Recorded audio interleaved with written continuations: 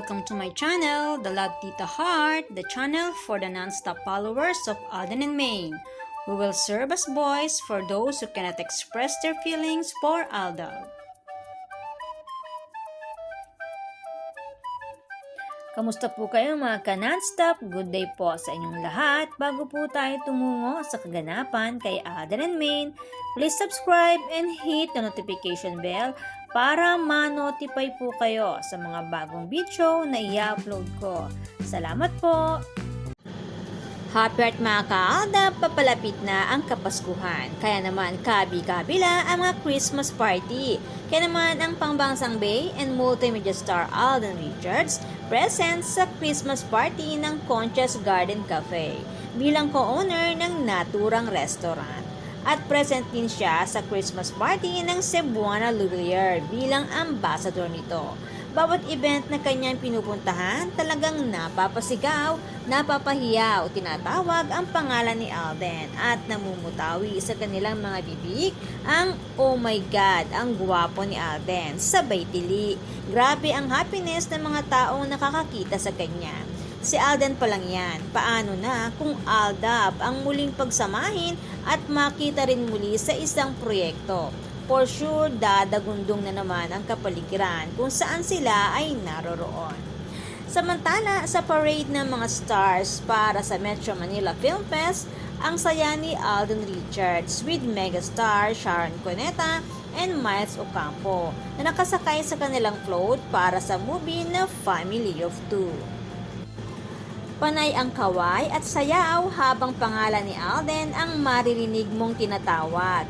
Medyo nakakabahala lang ang isang lugar na kanilang dinaanan at tinamaan pa ng kable si Alden Richards. Kita ang pag-aalala ni Miss Sharon Cuneta sa tagpong iyon. At buti na lang ay walang masamang nangyari bukod sa pagtama ng kable sa may ulunan ni Alden Richards. After the parade, nagkita-kita sila sa People's Park sa Valenzuela, kung saan mayroong pagtatanghal ng mga stars na kasali sa Metro Manila Film Fest. Naka-blue si Alden sa parade at naka-yellow naman sa kanilang show. Blue and yellow kapag pinagsama, kulay green, kulay ng Aldab Nation. Umpisa pa lang yan sa pagtatapos ng 2023. Abangan natin ang 2024 na sinasabing Aldab will be back. Tindihan pa natin ang panalangin nang makita natin this coming year ang mag-asawang Walkerson Jr. sa isang project.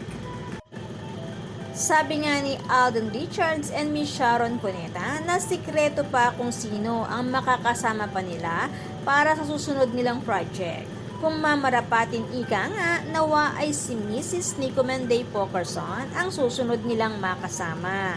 At kung si Alden ay nasa parade ng Metro Manila Film Fest, nasa parade din si Maine Mendoza with Piolo Pascual para sa Bingo Plus. Kaya nga lamang ay picture lang ito na ipinarada ng Bingo Plus para sa pamaskong handog. Kahit papaano ay namataan pa rin si Maine Mendoza sa parade at Alden Richards sa magkahiwalay nga lang na project.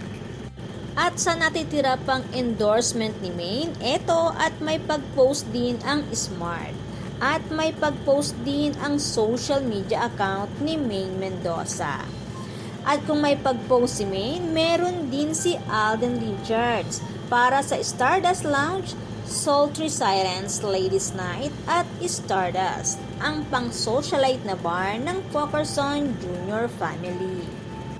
At may papasko si Richard Walkerson Jr. sa De La Salle Jr. Archers, ang varsity jacket, sponsored by Myriad Corporation. Kaya naman ang mga kabataang ito ay nagpapasalamat at bumabati ng Merry Christmas and a Happy New Year kay Alden Richards.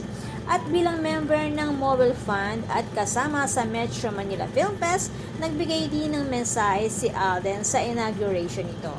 Sabi nga niya ay inuumpisahan na nilang buhayin ang industriya ng pelikulang Pilipino at iniaalay niya ang kanyang movie sa kanyang ina na si Mami Rio. At sa tanong kung ano pa ba ang nasa bucket list niya, bukod sa natupad na niya ang pagiging producer at direktor, sabi ni Alden ay wala na, kundi nagpapasalamat siya ng lubos sa lahat ng blessings na kanyang natatanggap. Samantala, sa pagbisita muli ni megastar Sharon Cuneta sa EAD, tinanong siya ni Bossing kung nasaan si Richard. Ang sabi ni Sharon, sinong Richard? Si Alden, ang sabi ni Bossing. Ang sagot ni Miss Sharon, parang hindi ko alam kung pinayagan Gusto talaga niyang sumama, ang sabi ni Miss Sharon Cuneta. Ang tanong sa salitang pinayagan, sino kaya ang tinutukoy dito? Sa tingin niyo po mga ka-Aldab, sino po kaya ang tinutukoy ni megastar Sharon Cuneta? Parang lumalabas na may restriction pa na tumungtong si Alden sa EAD. Patatandaan na hindi rin nakatungtong ng Itbulaga si Alden noong ito ay nasa Kapuso pa para mag-promote ng teleserye nila ni Bea Alonso na Startup. Tanging si Bea Alonso lamang ang pinayagan na mag-promote at kahit ang pangalan ni Alden bilang leading man ni Bea ay hindi man lang nabanggit. At ngayon, nasa Kapatid Network na sila ay hindi pa rin nakatungtong para mag-promote ng movie nila na Family of Two with megastar Sharon Cuneta, si Alden Richards.